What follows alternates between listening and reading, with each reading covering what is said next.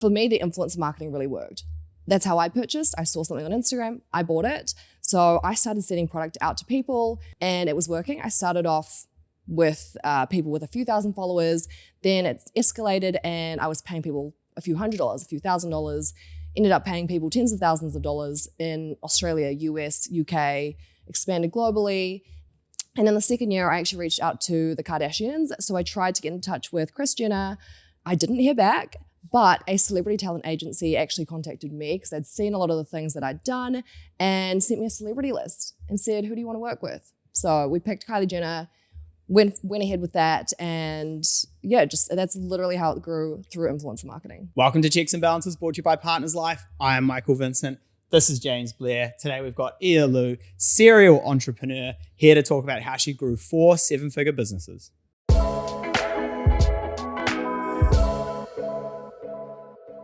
We're back in your life and one step closer to financial freedom. Welcome, Iyia, to the podcast. Thank you for having me. I'm very excited to be here today. We're excited to have you because we like to say there's 2 ways to learn.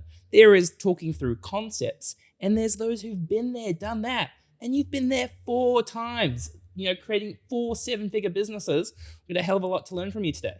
Oh, thank you. I do feel like I have a lot to share, a lot of experience over the past 9 years of starting and growing businesses. Cool. Okay, Mike, where do we want to start today's episode? I would say let's start at the start. So, good place to start. Thanks. You're young Iyia, you're thinking about what you want to do in the workforce, how you want to build a career or move through life. What got you from going, I'm going to go get a job, to, nope, I'm going to do this myself? Well, I was in my 3rd year of uni and I was kind of debating, what do I do? At the time, I discovered this lady called Sophia Amoruso. Don't know if you guys know her. She actually has this book called Girl Boss. She's on the cover. It's like a pink book. Yeah. And she essentially was in her 20s. She started an eBay business selling and buying clothing and turned it into $100 million business within a couple of years. So I saw her and I thought, if Sophia can do this, maybe I could do it too. Just complete random crazy thought. And I remember coming out of uni, I actually was looking for jobs to start. So I was looking on Seek. I pretty much could only find things that were like 50K mark for my experience, which was no experience. And I love that when you come out of university and they're like, you've got a bit like, it's like entry level role with 2 years of experience. You're like, well, how do I get that? Yeah. Everything was around 50K and I actually applied for those and I actually got rejected from those. And then I was like, okay, well, I'm just going to try and start my own business. I am going to try and import some clothing like Sophia. So this is my very, very first business that not a lot of people know about because I don't talk about it that often. And I put my life into this business. I put my blood, sweat and tears for months, couldn't grow it. I also didn't understand why it couldn't grow. Then I remember same year, I went to China to go and visit my grandma and scrolling on Instagram, saw this shapewear on Instagram. I bought it as a consumer. I thought, okay, I'm going to try and import a few of these. I think I found a supply, I bought 10. And I also made my own Instagram account, just set up a website, and then they just started to sell. Yeah. I remember my sister at the time was like, this is really weird. This product is quite strange. And ended up selling $3.5 million worth in the first year. What do you think was the difference between the original kind of product that you were selling, the clothing brand, and then this? Like, because like you sort of said, you're like, I didn't really understand why this wasn't selling. And then I did this and it worked. Was it something you did differently with the company? Do you think the product was better for the market fit, or what do you think? I think looking back now, I completely understand why the first one didn't do very well. It's just literally all came down to marketing. The first one, I was just posting on my own platforms. I didn't really understand or know about collaborating with other partners. I didn't really know about influencer marketing. And at the time, it was only really just starting. Instagram had kind of just, started back then.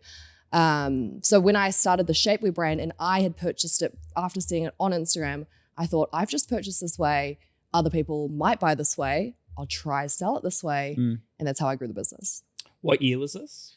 2016, I think. So like Instagram had a little bit more organic traffic happening at that point? I think pre that, everyone was very big on Facebook. Yeah. So this was kind of like going into Instagram. Yeah, because you got to remember, like at the start of Instagram, it was just a photo reel. Mm. Like they really there were ads and things, but like the idea, I think we forget now that the idea of purchasing through a platform like that is very seamless. You trust it completely. Like at the start of Instagram, it was not like that. It won't surprise you that I was late to the Instagram party, Mike. Yeah, I want to jump back to when you were applying for those jobs and you thought, I'm going to give a crack at doing something myself. What were people around? So you've just, spent 3 years doing this degree. You've spent some money on it. What were people around you saying when you were talking about going down a non-traditional route? I didn't actually really tell many people. I just told my sister. I was like, look at this. I've just bought some of these from a supplier and set up a website and set up an Instagram. And she literally said, that's very weird. That's not going to sell. No one's going to buy that. And I in my head, I was like, well, I only bought 10. And then it was free to set up a website, free to set up Instagram. What have I really got to lose besides these 10 pieces of shapewear? Yeah.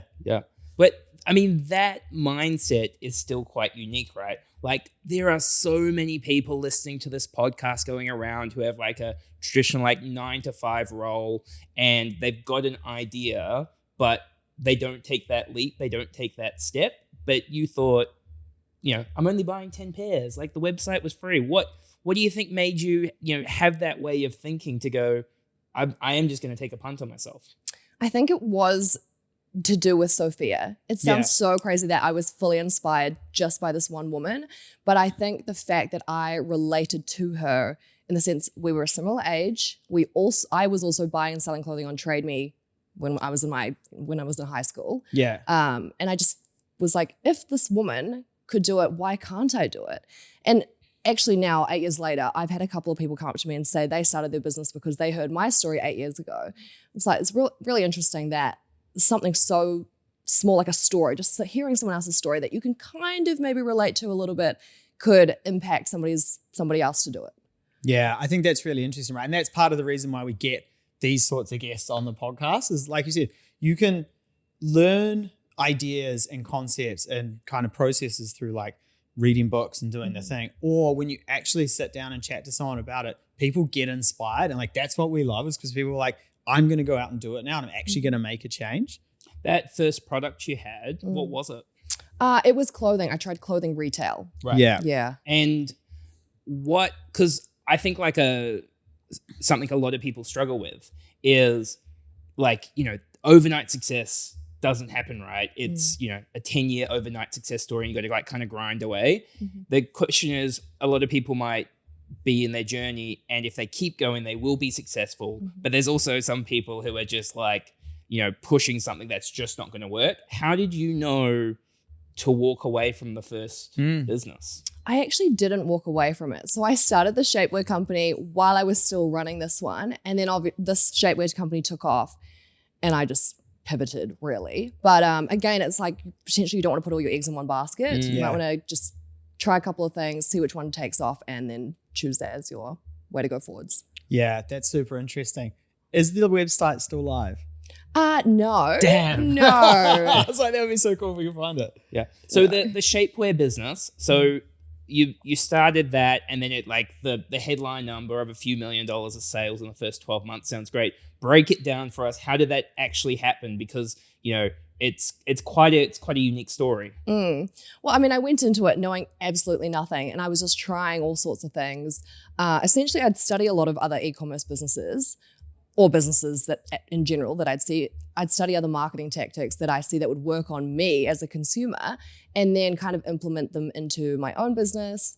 So for me, the influencer marketing really worked. That's how I purchased. I saw something on Instagram, I bought it. So I started sending product out to people.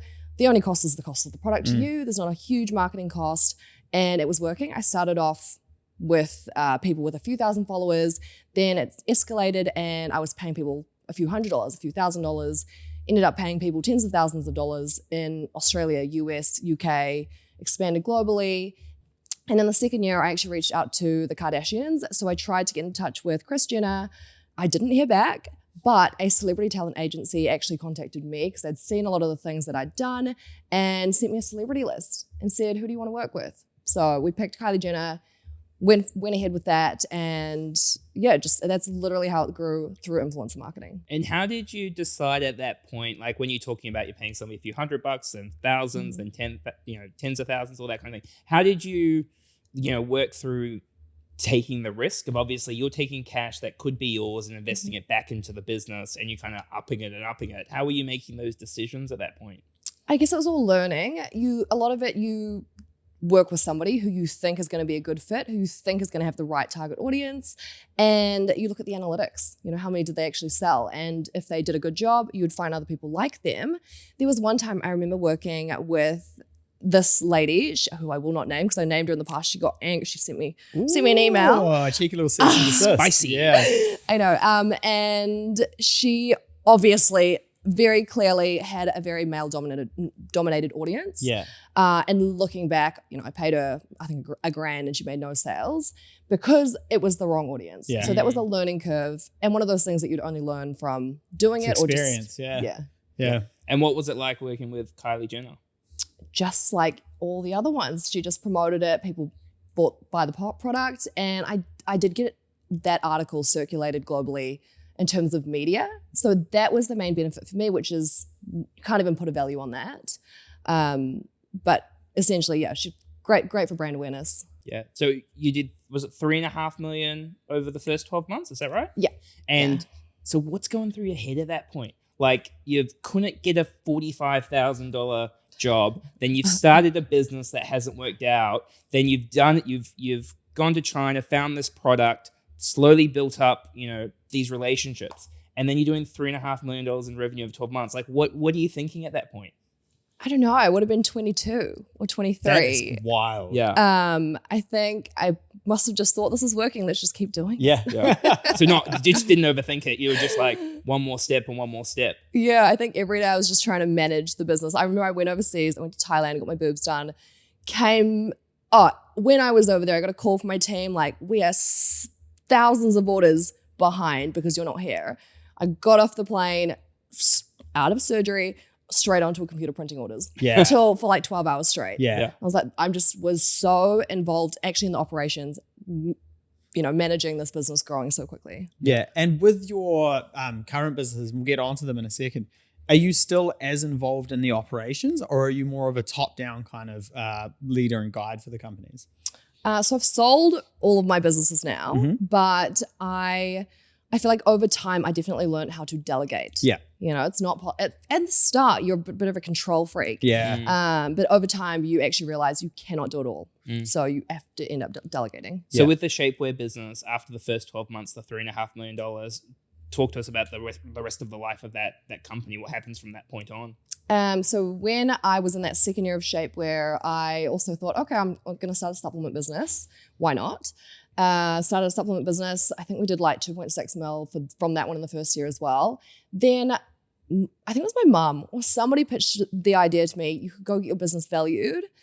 Just out of curiosity, it's free to get a valuation. And I actually got a really good offer for someone to buy the business. It was a lot of money to me at the time, being a 23-year-old. And my goal was to build a beautiful home that, I'd always thought about since I was a teenager. And I just sold the business so I could buy my first home. Yeah. And what was that day like when that cash arrives in the bank account? I don't know. It was a while ago. Well, I literally spent it all on a piece of land. So I remember I went Didn't last long. No, I got the payment in 2 parts. So I spent the first entire payment on a piece of land. And then I remember I actually had to borrow money from my sister because I spent all of it on that piece of land. I was like, can I borrow like a few $1,000s? I promise I'll pay it back. She must have been like, you got to be kidding me, right? Yeah. You just sold like, the business. yeah, what the Yeah. That was the first payment, but I knew I had a second payment coming, and just had to wait for that. Yeah. Cool. Okay, so you've sold your business. You've got this piece of land. You've borrowed a couple grand from your sister. Apart from promising you'd pay her back, what happens next? So I said to myself, I'm going to have a little break. I'm going to just enjoy not running a business. And then I started another business. Just can't stop. I feel like it's quite addictive. I tried to do a clothing retailer again. Again, failed. Tried second time. But then I simultaneously started Celebration Blocks. Yep. That one absolutely took off. I found this concept from Australia. I don't know if you guys have seen it. There's like this brand in Australia that sends these big, giant penis-shaped donuts to people. Right. Yeah. It wasn't high on my watch list. No. Yeah. I think No. the algorithms are different. Yeah. Okay, well, now you know. And I thought, I want to do this here, but not to that extent, because I feel like it would not be as well received here. Potentially. Maybe it would. But started this gift box business, sent out heaps of product, again, influencer marketing, sold 3,000 gift boxes in the 6th week.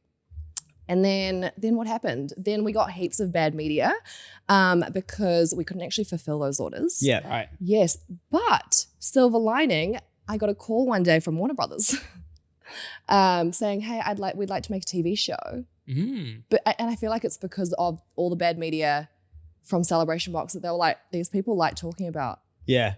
Yeah. I find that really interesting. Like the old adage, like there's no such thing as bad publicity, right? Like, obviously at the time, I'm sure it's quite hard to go through when you're just getting your teeth kicked in by the media on something that you're passionate about and you're trying to do. But what an interesting phone call to get from Warner Brothers. I know. So they give you a call and obviously you pick it up and they say, we want to make a TV show. I mean, what are you thinking? What happens next? Well, I think at the time I was like, what is the show going to be about? And they said, we don't know. We don't know yet. And then came in for a meeting with them. Guess we just pitched some ideas. Yeah. At first, I remember we were like, we hate the name Boss Babes, but they loved it. And then we ended up, it's stuck. But yeah, I was like, I have to take this opportunity. Not many people get an opportunity like this to have their own reality TV show. So I just have to say yes. Before we move on, we talk all the time about planning and growing our wealth, but protecting that wealth is just as important. That's why having the right insurance in place can help when life goes unexpectedly. And that's why this episode is brought to you by Partners Life, a New Zealand operated award-winning insurance provider with over 300,000 Kiwis insured and 89% of claims paid. Partners Life understand that having some insurance is better than having no insurance. They have flexible and personalized solutions for any budget or situation. Check out their website in our show notes below. What was life like after the TV show came out? New Zealand, everybody knows each other. Did things change for you off the back of the TV show? People became nicer to me. I feel like they all hated me after Celebration Box, or I felt like it. And then all of a sudden, I think the show was more lively and showed me not as the serious, angry businesswoman. Yeah. It turned a lot more positive. All of a sudden, you want to be friends again. Thanks. Yeah. So coming back to the Celebration Box, so you've got all these orders. There's this media attention. How did you deal with it? How did you work through and problem solve that? I mean, I feel like I probably could have handled it better. At the time, again, this is the first time I've ever had bad PR, bad media. We kind of just ignored it for ages and then it escalated and got worse. Different media companies kept picking it up. I remember one day I got a call from, what was it? One of the main media companies, and the girl was like, "Congratulations, you were trending number 2 on Stuff." I was like, "Congratulations, this is a horrible article you've written about me." But also, looking in retrospect, I'm like, I get it. Their business is to get the most amount of views. Yeah. So you've got to understand that's their job. Yeah, we kind of always say that with people when we're giving financial advice, is people often look at headlines and make decisions with their finances based off the back of that. And we're like, it's just to get you to click on the thing. Whatever it says in there, but the headline is just to get the attention. And like you say, that is their job. That's what they're trying to do. So they will write horrible things about you just to get people to click on it. But congratulations. Congratulations. Yeah. I saved the number as do not pick up again. So how did you deal with in terms of the criticism? You've created some businesses, you sold some businesses, but you're still young. How did you deal with it? It was hard. I think there was actually one lady that harassed me for 3 years because of the gift box thing. And I was like, this is quite intense, but it happens. Like a customer or a journalist or a customer. Yeah. She carried it on for 3 years, Holy. which I was like, this is just getting silly now. Yeah. But yeah, it was very bad at the time for me mentally, I think. But then Boss Babes came out of it, so it's the silver lining. Sure. And what would you say to Iyia at that point, knowing what you know now, for how you were feeling at that point? What advice would you give her? I think at the time, because I had just tried to ignore it, that was probably not the right thing to do. I should have responded, done a public apology. And I think the main thing was I did not consult with anybody. Yeah. We kind of just said, don't talk to anyone. No one talked to anyone. If I had consulted to maybe a PR company or even, family, friends, it might have been different. But, a lot of learning. Yeah. And that's probably quite an isolating moment at that point in your life and career. Have you found that, going through starting businesses, being an entrepreneur, that it is quite isolating at times, or are you pretty good at kind of sharing the load with people? It's definitely very isolating. I think my first few years, I did not know anybody else doing the same thing. But over time, I've actually met a lot of entrepreneurs. Yeah. I've met a lot. I actively go to networking things, and I think that's really important, making sure that you have a network that you can at least just chat to. Yeah. Yeah. So you're not alone. So you've got those people to support you. James calls me at 3 a.m. as well when he's feeling down. Yeah, I call you at 3 a.m. Okay, so clearly, setting up 4 businesses and then being successful and then having lots of learnings along the way, your skill is not in one product, but it's marketing the product, right? Ravi tells me, I wouldn't know myself, but Ravi's telling me marketing's changing all the time. How have you had to, how do you learn to change and adapt to what's happening? I think the main thing is just checking the analytics. So I have used pretty similar strategies for a shapewear business, a gift box business, a supplement business, and a hair care business, grown them all in a similar way. I guess the main things, like one major thing that's happened recently is TikTok coming out. So TikTok's new. So when that came out, everything shifted from static image, as it once was, to video, short form video. So they're just the little things that you go, okay, well, now this is popular. We have to start putting out short form video, and this is the format that's getting the most reach. In terms of like paid advertising, for example, traditionally everyone made like really nice imagery and videos, and now everyone likes the UGC, user-generated content, lo-fi style video. So I think you've got to see what the trends are, check the analytics, and just learn like that. See what your competitors are doing. Yeah. We did one TikTok that Ravi made us do. And we haven't managed to do one since. You're a real diva doing that TikTok. I'm a diva doing everything. Nobody is surprised that he's the diva. Yeah. Okay, so you've done all of these things. You've sold these businesses. You've got the podcast, the courses that you're working on. What motivates you? What are the things that you want to do next? I mean, I've loved running all my e-com businesses. They've been so fun. But I feel like from now, I would love to do what I'm doing now. So it's called Make It Happen. It is an online education platform. I'm essentially selling education on how people can start businesses or make money online. I'm doing a podcast. I'd love to come out with a book. I feel like it's so fun for me to talk to other people about business, which is what I'm passionate about. So I would very happily do this. Yeah. Continue. I fully thought then you were going to go, I'm going to have a third crack at retail clothing. I'm going to make it work. Surely we can give it a go. Okay. And so there's a lot of people listening where they maybe think, I want to back myself. I want to take a punt. If you could give them one piece of advice, what would you say? I feel like if you were worried about the risk, you can absolutely just start with a few pieces of inventory, set up a free website on Shopify, set up a social media account, and just give it a go, because the cost, there has never been a cheaper time than now to actually start an online business. And then if it works for you, great. If it doesn't work for you, then move on. Yeah. And it just comes down to people think about this stuff so differently, right? Like people's personal risk profiles. And, we talk to so many people where, maybe it's buying their first home, or people have always thought about doing their OE and never, take the leap, or starting a business. It's just interesting how everybody's wired so differently with, the risks they're willing to take. Yeah, I think also as well as the amount of energy that people are willing to put into things, right? Like people have a lot of ideas.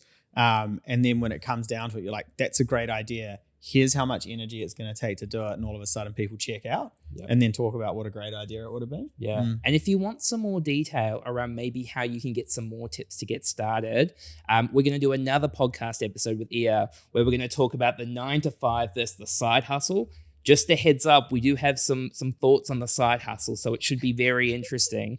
Iyia, thank you very much for joining us. Please subscribe to the podcast, give us a review, give us a like.